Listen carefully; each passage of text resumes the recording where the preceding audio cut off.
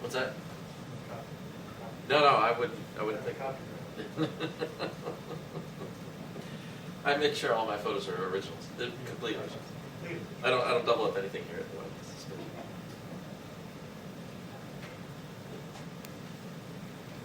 2 o'clock?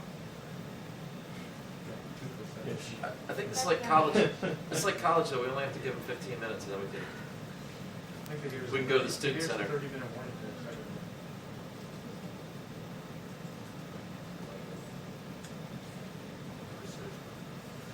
Oh.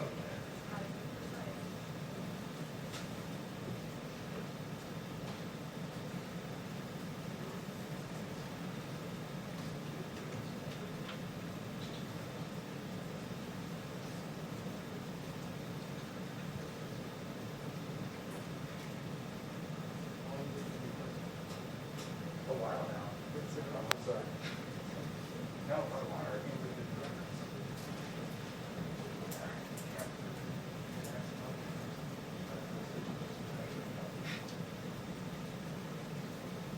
How about it in November?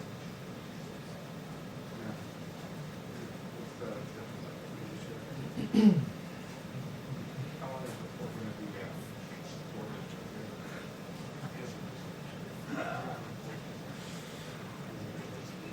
I think it's still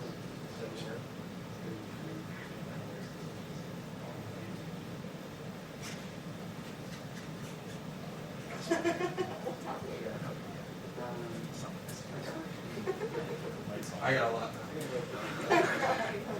Yeah.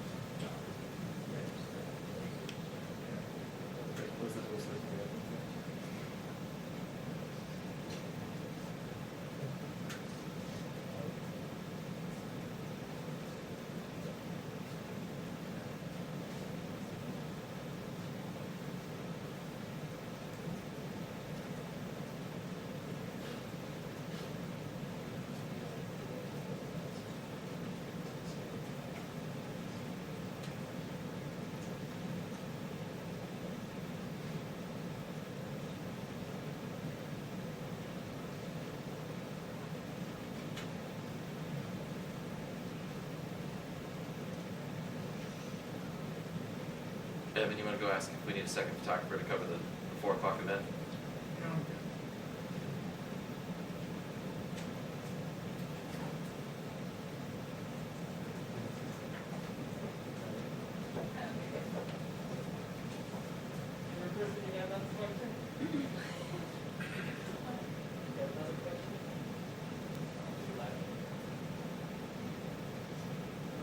Oh.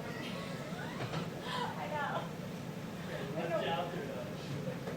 I didn't know what was going on.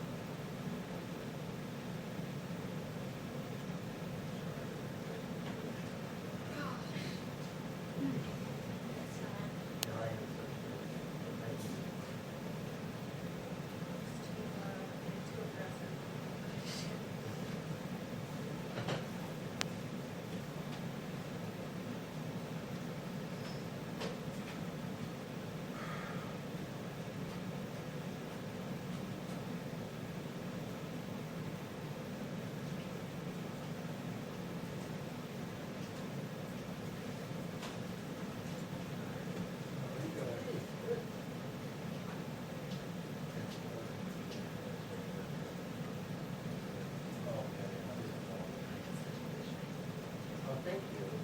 Yeah. We always think of that. Yeah.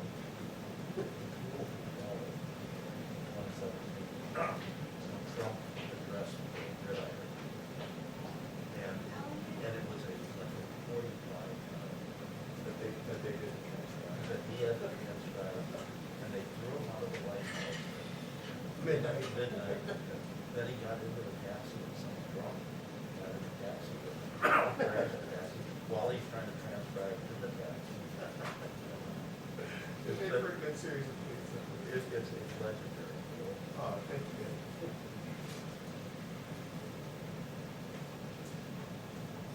Well, because he went up 18, and of course, 18 is Saturday. That's the director.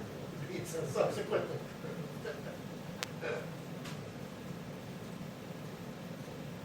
have now, did tell the sense, was that he had 8 months. Sure as he could. So he got no later, so yeah. Honestly, that was really good. I like, that's what it was kind of like.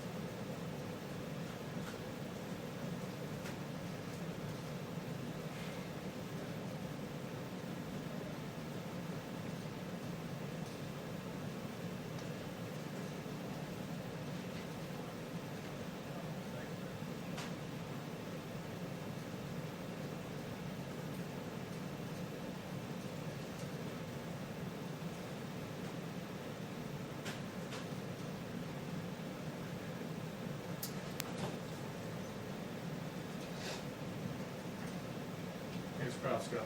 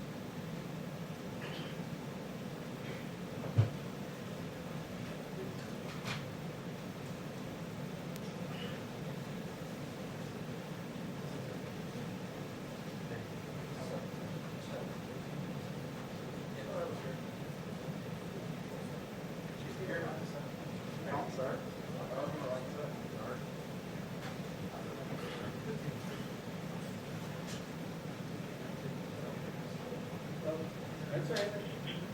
2-minute warning. 2 minutes. It's over. Let's do this.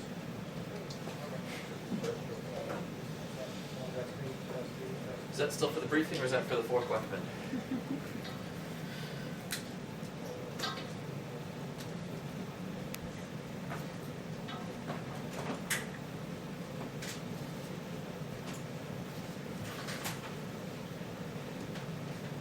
I got a lot done while you guys were sitting here.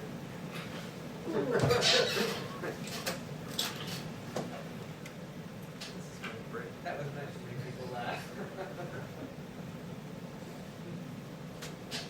It was the truth though. And it was true. Sounds too Right. No. expensive. Did it? That was not the number.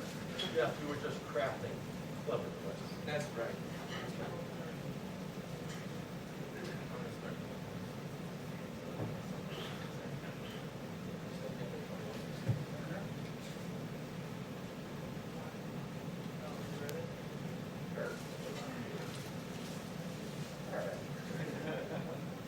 I work 1 day a week. I gotta take this seriously. Oh, please. Yeah. Stop. Really? Yeah. Hey, 1 full day a week. For your information. I guess like that. That's like almost 2 days.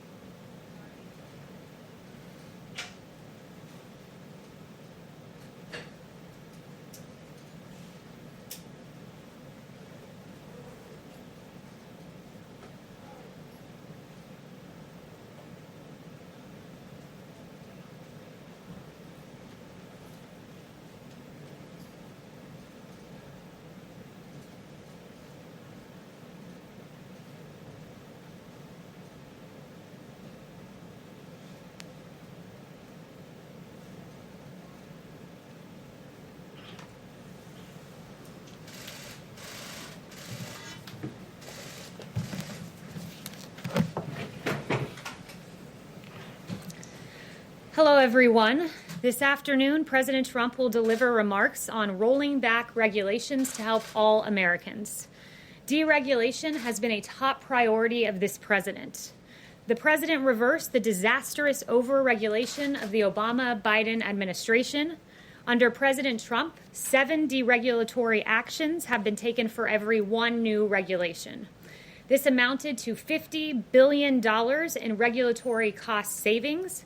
And it is important to note that this deregulation agenda lowers the cost for every American. The cost of these burdensome regulations fall disproportionately and benefit disproportionately lower income Americans. So this president took action to roll back the burdensome regulations that harm low income communities and make sure that these lower income Americans are taken care of. For example, the president's deregulatory agenda will boost household income by $3,100 annually.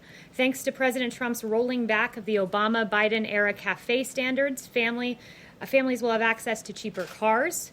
The president's health care deregulation will also save patients nearly 10% on prescription drug costs. These real wins for the American people will disappear with a re-regulation agenda, which is why President Trump will continue to pursue his historic deregulation activity. On another note, we saw encouraging news yesterday on vaccines. Moderna's vaccine candidate is showing promising signs. It produced a positive, neutral immune response among the 45 participants in the study. This is comparable to what we see in recovered patients. And the bottom line is that so far we are seeing exactly what you would hope to see in a vaccine. They're expected, the Moderna vaccine in particular, is expected to reach phase 3 by late July with 30,000 participants. And finally, on the therapeutics front, I just want to note a very encouraging Regeneron contract, a $450 million contract for monoclonal antibody cocktail. This is a bioengineered version of convalescent plasma. One of the several therapeutics available to treat COVID, can be used for prophylaxis and treatment, and they say they could have up to 70 to 300,000 vials of this by the end of the summer or early fall. So Operation Warp Speed continues. We continue to see encouraging news on the therapeutics front, and with that, I will take your questions. Jeff. Thank you, Kayleigh. Maryland Governor Larry Hogan said today that President Trump has left states to fend for themselves during this pandemic. He accused the president of not listening to medical experts. That is quite a takedown coming from a Republican governor. Yeah, it's really striking, his comments, especially when you compare them to his past comments. This is revisionist history by Governor Hogan, and it stands in stark contrast to what he said on March 19th, where he praised the great communication that the president has had with governors. On March 19th, he also said, thank you, there's been tremendous cooperation. And what is so striking to me about reading that op-ed is Governor Hogan begins with this dramatic April 18th scene where South Korea delivered tests. But just the day prior, he said something entirely different. He, in fact, thanked the president for the progress we've seen in federal and state coordination in recent weeks and went on to praise testing capabilities. He said with regard to some of the top needs of states, including ventilators and testing capabilities. So 24 hours before this dramatic opening scene of his op-ed, he literally was praising the president of the United States for delivering on testing. And how do you explain that President Trump is trailing his opponent by double digits both nationally and in battleground states, with majorities disapproving of his handling of race relations and the coronavirus? So that would be a question for the campaign when it comes to campaign polling. But what I would say is we believe this president has great approval in this country. His historic COVID response speaks for itself with delivering on ventilators and testing, leading the world in the amount of testing we've provided, therapeutics, the 13 vaccine candidates, the Moderna example that I pointed out to you. This president's response has been historic, and we believe his support in this country reflects that. But with pertaining to battleground polling or campaign-related polling, I'd refer you there. Yes. Kayleigh, we've seen the president hold a range of public events this week, but none of the president's routinely focused on the coronavirus. I think you'll be hearing more about what we're doing in the coming week. He's hard at work. We talk about COVID every day from this podium. The task force is hard at work, and I'm glad you asked about COVID in particular, because I just want to read through some of the things that we are doing, which I think is most important than what we're saying is what we're doing. And the White House has engaged in travel, Dr. Birx, to Louisiana, Mississippi, Alabama, Georgia, and South Carolina. I spoke with Dr. Birx this morning. She's in Georgia today. heading to South Carolina tomorrow. HHS has deployed 19 teams across the country. We identify not where we see embers, but pre that. We identify where we might see an emergence, and we send teams there to address it in advance. So we're proactive. Dr. Birx routinely sends real-time data to governors. She gives them governors' reports on remdesivir. We've surged it to Texas, Florida, California, Arizona. 65,000 vials went to these 4 states, and we're also surging testing sites. So we're doing stuff each and every day. But Kayleigh, surely you would agree this is the biggest challenge facing the public right now. Why aren't we seeing it as the president's biggest public priority?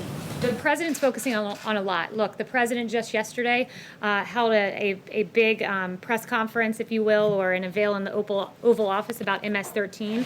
COVID is something that we're focused on. It is a top priority of this administration. It's why the task force meets. It's why I mentioned to you we're taking all those steps. But there are other things the president has to focus on, namely Democrat cities not controlling their streets, namely the mayor of Chicago, people dying on the streets of her city every weekend, and the president sent her a letter saying you must secure your city. The president's involved in Operation Legend in honor of Legend Taliaferro, a young man who lost his life, sending federal assistance to St. Louis, a city that has asked for our help, and he's shown up. The president's focused on MS-13, who tragically maimed and killed those 2 young little girls, and he's held their killer accountable, the leader of that ring. So the president's focused on COVID. It's a top priority. He's focused on the violence in the streets. He's doing a lot of things at once, and that's the great thing about the Trump administration. Quickly, when's the last time he attended a task force briefing? The president is briefed on coronavirus each and every day. Yes, Darlene. Thank you. Does the White House agree that it's not helpful for people to wait 7 days or longer to get the results of their coronavirus tests? And is the White House going to do anything to try to shorten those wait times so that people can get their results sooner? So we've done more than any country in the world on testing. There's no doubt about that. 42 million tests. The country with the next highest number is India at 12 million. There are various different types of tests in this country. Some take longer to process than others, but we have surged testing to the states. We encourage them to use it to their best ability and to process those tests as quickly as possible. Yes, Thank you. To follow up on that, it's not just about the quantity of testing, it's about the quality of testing. So is the administration doing anything specifically to make all the tests out there return quicker results? Because, a lot of health experts are worried that when people have to wait 7 days or longer, they're out here spreading the disease unknowingly. So as I noted, there are several different types of tests. There's the Abbott rapid response test. There are other tests that take longer. Dr. Birx and Admiral Joie are constantly out there advising on testing and how to process these tests. Ultimately, we can give the states the supplies, but they've got to use them in the best way possible to get results as quickly as possible. But rest assured, our team's fully engaged from Admiral Joie to Dr. Birx and others. And Admiral Joie shared with me, we have 552 sites testing in America in 48 states and the District of Columbia. 65% of these sites are located in counties with moderate to high social vulnerability, and 201 additional sites will be going live this week, and that's on top of the 1,300 federally qualified health centers that are out there testing as well, and the commercial testing sites at CVS. I have another question. Kayleigh, in an interview with CBS News, President Trump said more white people are killed as an answer to why black people are still being killed by police officers. But by population percentages, black people are about 3 times more likely than white people to die in a police encounter. If the president won't even acknowledge that, how can he fix the problem?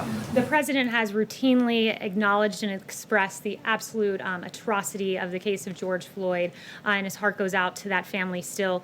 He was noting a fact that there were, when you look at unarmed killings with police interactions in this country, that you had 9 unarmed black individuals who were fatally shot and 19 unarmed white individuals. That's down from 38 and 32 respectively in 2015. So the numbers have actually come down since the Obama administration. He was making that point, but one point he wants to strongly make is this, that black men and women who die of homicide, they are likely to die of homicide at 8 times greater than that of white individuals and Hispanics combined. That's the rate combined. So that's an extraordinary thing that we want to look at. I've listed for you the names of these kids who have died across this country. It is unacceptable, and under this president, he'll take action, and the derelict mayor of Chicago should step up and ask for federal help because she's doing a very poor job at securing her streets. Talking about people Yes. who are dying at the hands of police Yes. officers. Is the president considering travel bans for members of the Communist Party to enter the U.S.? And is he concerned about escalation of tensions with China? So I have no announcements on that front, but rest assured we keep every option on the table with regard to China. Has he ruled out any options at all? He's not ruled out any options with regard to China. Yes. Jeff. Thanks, Kayleigh. Does the White House have a reaction to the hacking of Twitter last night? And do you have any broader concerns, or does the president have any broader concerns about using that platform to issue not only his own opinions, but official policy pronouncements, given its apparent vulnerability to hacking? Yeah, so I spoke with Dan Scavino before coming out here. My team did, and Dan has been, and his team in digital have been in constant contact with Twitter over the last 18 hours to keep Twitter secure, the president's Twitter feed. The president will remain on Twitter, but his account was secure and not jeopardized during these attacks. Okay, and just one follow-up to Luigi's question. I guess I didn't follow the data that you were just referring to. Are you saying that the president did have data to back up his claim that more white people are killed by police officers than black people? Yeah, and I've already read out that data to you. I don't think we Yes. followed it. I've already read out that data to you, and you can go fact check on the Washington Post. Yes. Kayleigh, two quick questions. First, Congressman Steve Watkins of Kansas has been charged with 3 felonies in a voter fraud case. Obviously, the president campaigned with him in 2018, and he's repeatedly expressed concern with voter fraud. So does he have a reaction to that? That's the first I'm hearing of that. I haven't spoken to the president of it. He does have very real concerns about voter fraud, and he's mentioned several of those. And there's yet more information that there is rampant voter fraud when you have mass mail-in voting. In 2016, as the president has noted, about 1% of absentee ballots nationwide were thrown out, and it could be much higher this year as many people vote by mail for the first time. That's one of the flaws with mass mail-in voting. But beyond that, we've seen a number of reports out of New Jersey that found a U.S. Postal Service vehicle that may have been carrying mail-in ballots that was caught on fire, this truck. This was recent. Also, in the New Jersey Star-Ledger on June 22nd, this was very striking. 500 to 700 Republicans received ballots with all Democrat candidates. They were erroneous mail-in ballots that had been voided and then reissued. And the slate of candidates on these ballots was all Democrat from Joe Biden down to dog catcher, and these were supposed to be Republican ballots. Those are 3 recent examples, and there are many more. A quick second question, Kayleigh. When the president made the initial decision to move the Republican National Convention from Charlotte to Florida, he said that it was because the North Carolina governor was in a shutdown mood and that he was playing politics because he didn't want to pack an indoor stadium to full capacity. He also said that the cost to North Carolinians would be, and I'm quoting the president now, all of the jobs and the economic development the convention would bring. So all of that money, all of that time, all of that cost to jobs and economic development to North Carolinians for the same result, right? Because they're shrinking the convention in Florida. What does the president have to say to North Carolinians? The president loves the people of North Carolina. They're well aware of that. The president wanted to be able to hold his convention, which is why it was moved to Jacksonville. And for anything further, I'd refer you to the RNC. Yes. Thank you, Kayleigh. The president has talked about an executive order on immigration coming soon. He's also talked about protections for DACA recipients. It's been unclear, though, whether those protections, the path to citizenship that the president talked about, will be included in the executive order. So I was hoping you could clarify. Will the path to citizenship protections for DACA be part of the executive order? So what I would say is this, as the president announced, he's working on an executive order to establish a merit-based immigration system. That will be the intent of the executive order. But the president has long said that he would look for a legislative solution on DACA, and he would work with Congress to pursue that legislative solution, and one that could include citizenship, along with other strong border security and permanent merit-based reforms. So that is something he would work with Congress on. Yeah, and the executive order would pertain to the merit-based portion of that. A second question on the schools. The vice president talked about some of the new guidelines or new pages of documents for CDC coming out this week. Is that still the plan? Are those going to come out this week? Is there any chance that this is being rethought at this time?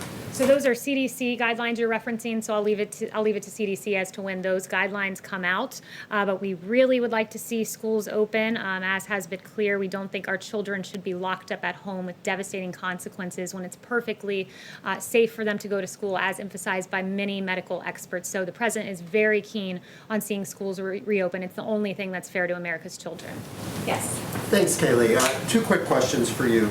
On Wednesday, the CDC director said, quote, "If all of us would put on a face covering now for the next 4 weeks, 6 weeks, I think we could drive this epidemic into the ground." Admiral Giroir has made similar comments. The CDC director called it our, quote, "major defense." I'm wondering if the president would consider at any point a nationwide mask mandate.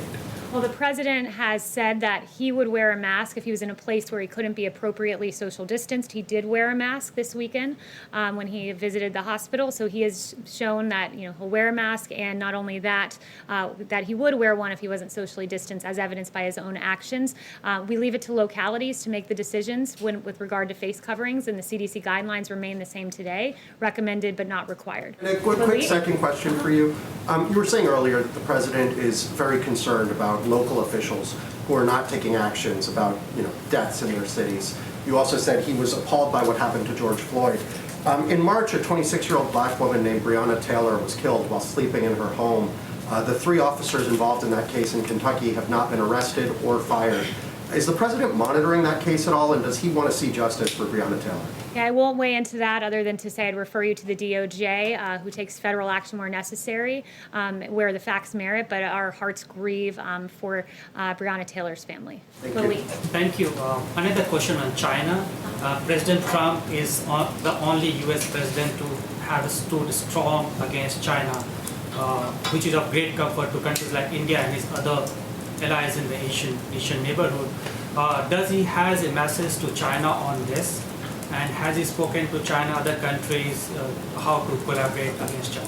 Thank you, Lalit. I did see your question earlier, and I brought it to the president, and he said, "I love the people of India, and I love the people of China, and I want to do everything possible to keep the peace for the people." Thank you.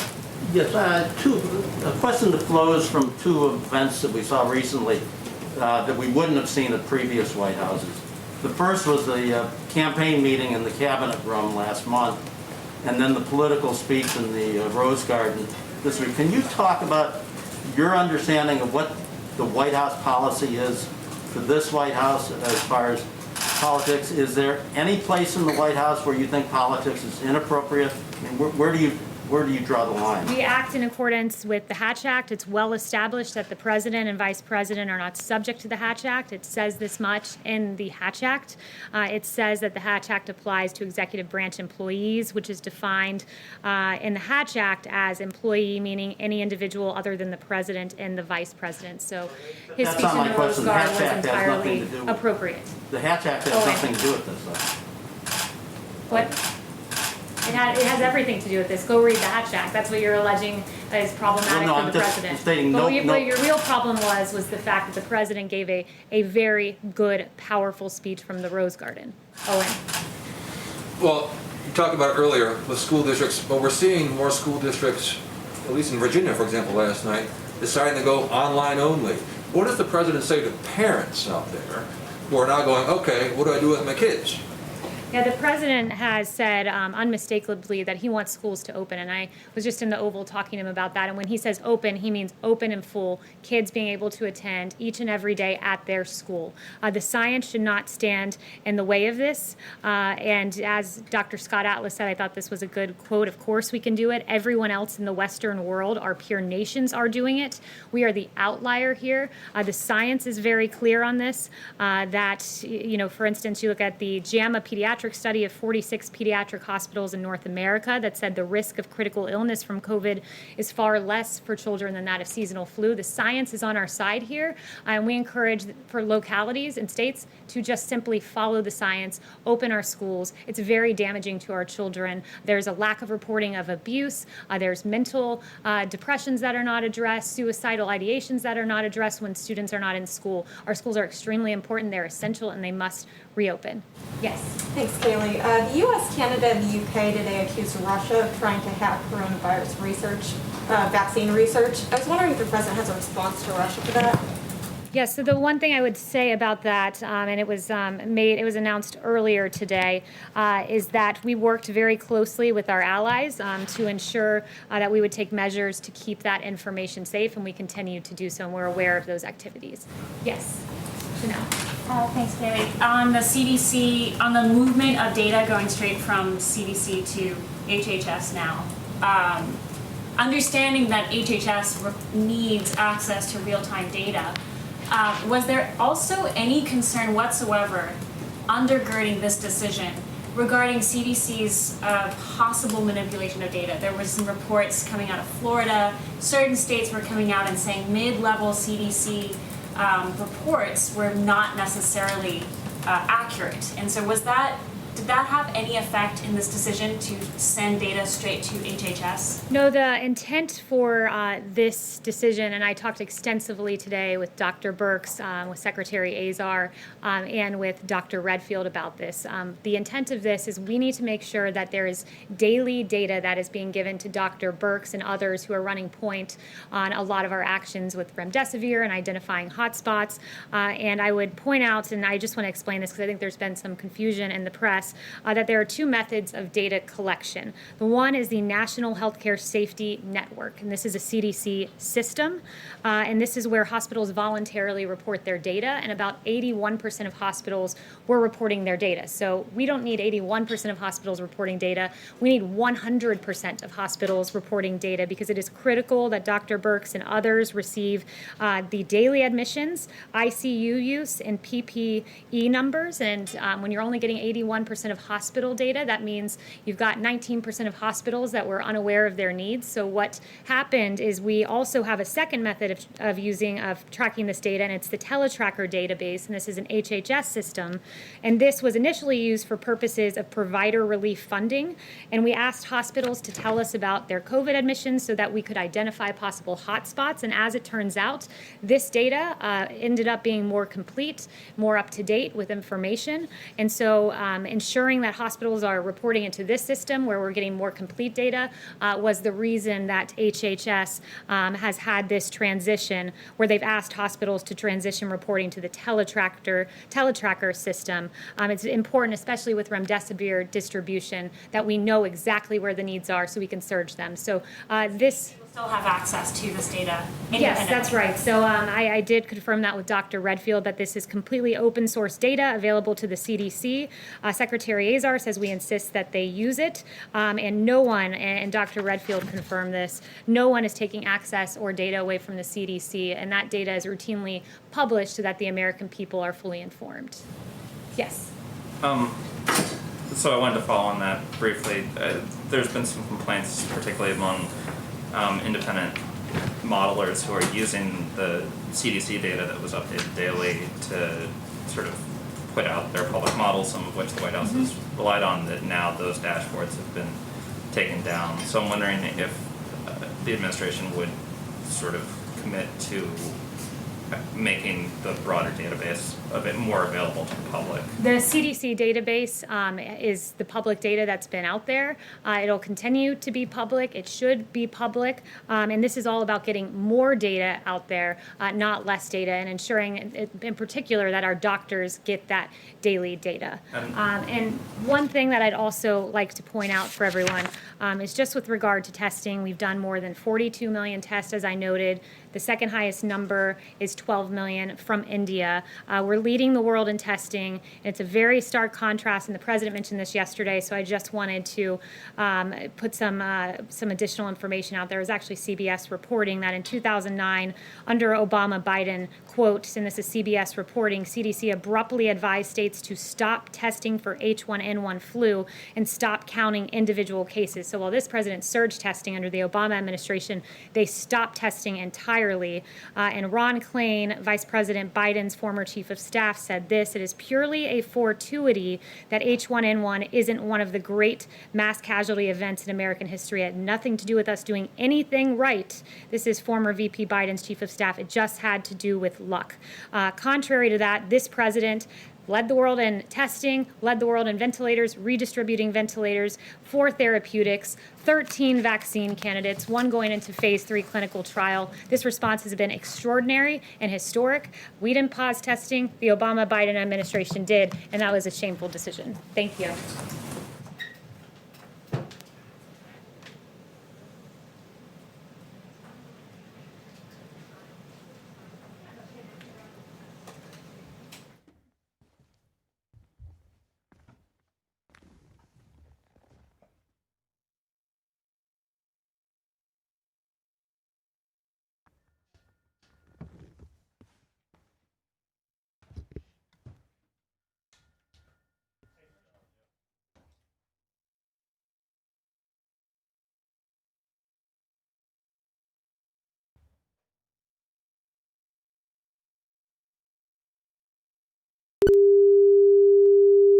One, two.